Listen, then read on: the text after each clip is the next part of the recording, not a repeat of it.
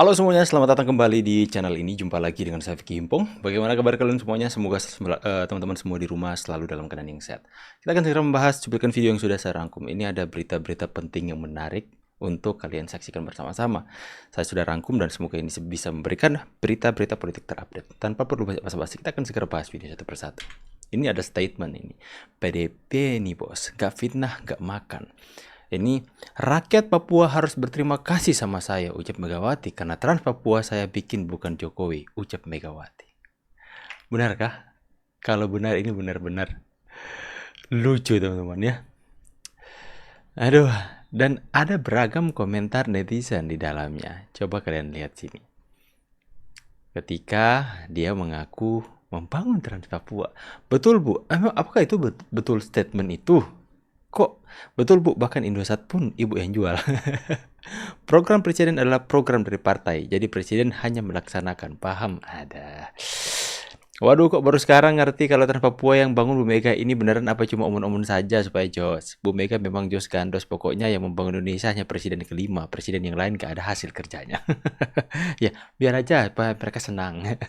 Pada berhenti fitnah-fitnahnya. Nggak fitnah, nggak makan, kocak. Atau saya minimal menyampaikan pendapat. Ini testimoni mungkin ya, kesaksian dari mungkin salah satu kader yang sudah dipecat, dibungkam dan diancam, dipecat karena kritik Hasto. Wow, Hasto Atau ini saya anak minimal mas ya. menyampaikan pendapat itu tidak ada titik temu. Mainnya malah main keras gebrak meja. Sekalipun saya sudah dipecat, tidak akan menghentikan langkah saya untuk bersuara. Wow. Hal yang terjadi sekarang untuk saudara Hasto Kristianto bagi saya memalukan. Memalukan. Dia Benar. tersangka. Dia dipanggil KPK saja juga tidak datang.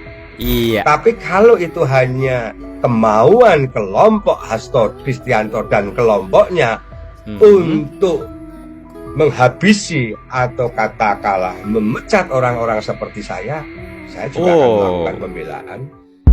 Atau saya minimal. Bapak ini dipecat oleh PDIP karena kritik Hasto katanya. Anak mas, ya, anak kesayangan. Apakah kenapa dia menjadi kesayangan ya? Menjadi tanda tanya apakah memberikan banyak sumbangsi dalam perekonomian partai atau sebagainya? Saya juga nggak tahu ya teman-teman ya.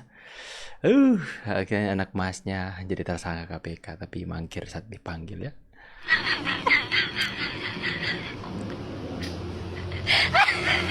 Nah ini lagi ya teman-teman ya, si Rocky Gerung ya.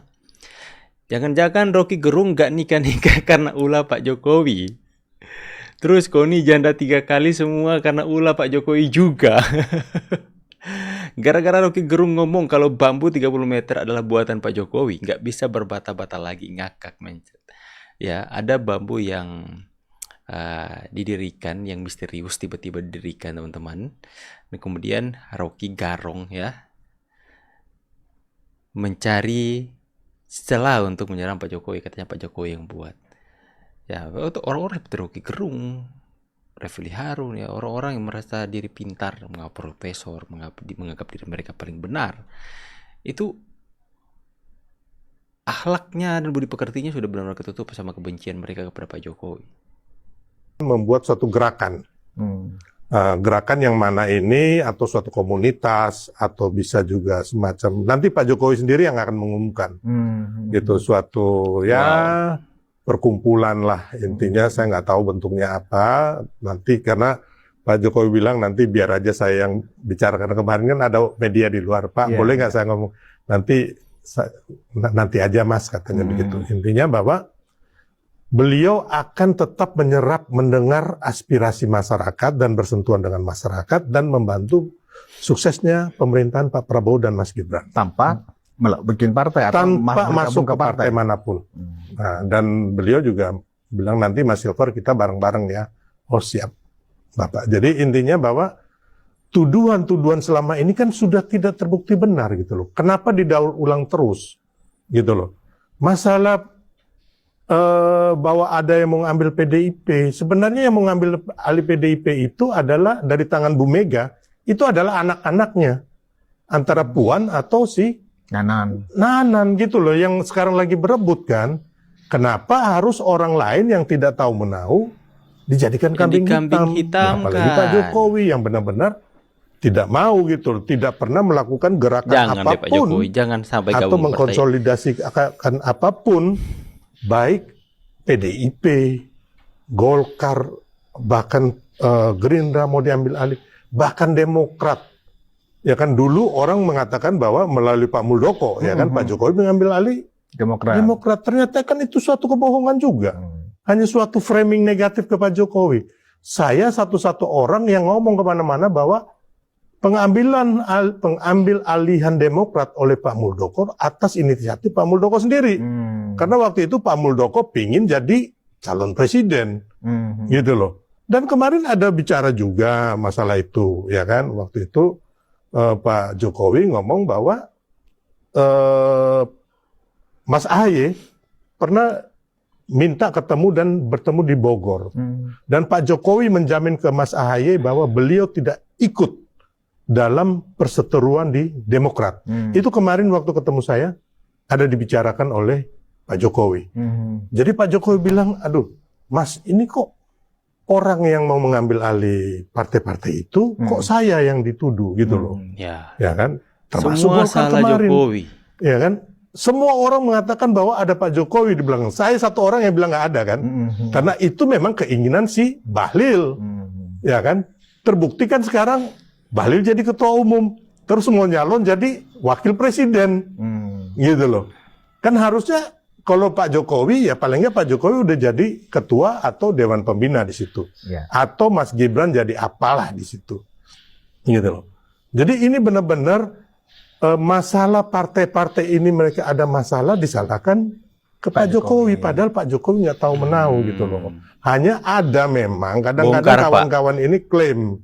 Kayak Bahlil bergerak di Golkar, nanti dia klaim ini Raja Jawa, gitu loh. Ini klaim-klaiman aja kawan-kawan. Saya tahu persis karena kawan-kawan ini kan saya kenal, gitu loh. Apalagi yang dikatakan Bu Mega ini sangat tidak berdasar dan sangat bohong kalau ditujukan ke Pak Jokowi. Karena Pak Jokowi sendiri mengatakan bahwa beliau tidak akan masuk ke partai manapun. Jadi, itu yang terakhir ya kemarin.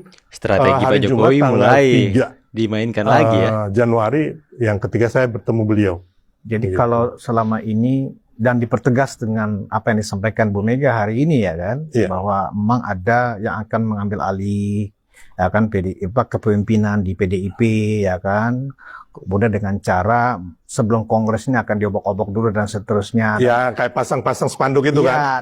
Dan itu menurut Bang Silver itu sebenarnya walaupun tidak sebut nama ya, tapi itu menurut Bang Silver itu memang ditujukan ke Pak Jokowi sebenarnya. Pastilah mau apa lagi gitu loh. Nggak ada orang lagi ya. Padahal yang gelisah dan panik yang Ibu Mega sendiri. Kan beliau pinginnya tetap memimpin seumur hidup kan, di PDIP. Karena ada dua kubu ini di dalam nih, kubu Puan dan kubu Prananda nih. Ya kan, kalau kasih ke Puan, bagaimana kasih ke Prananda? Ribut juga ya kan. Dinasti dong. Kan gitu. Terus itu yang katanya mau mengaco ini. Kan kita tahu yang masang spanduk itu siapa, nanti yang bangun mengkambing-hitamkan orang narasinya mereka siapa? juga, padahal yang pasang spanduk mereka juga. Karena gini Bang, spanduk yang mengatakan isinya bahwa kepengurusan sekarang ini ilegal itu maksudnya. Biasalah yang kayak gitu. Nah, itu dari mereka. Jadi gini, itu gimana? saya pernah waktu mereka masang spanduk dinasti politik, Jokowi adalah dinasti politik. Yang masang kawan-kawan saya juga, gitu loh. Kan orang-orang lapor ke saya, kirim videonya, gitu loh. Mereka pasang, mereka viralkan, gitu kan. Wah, ini dinasti ada spanduk nih.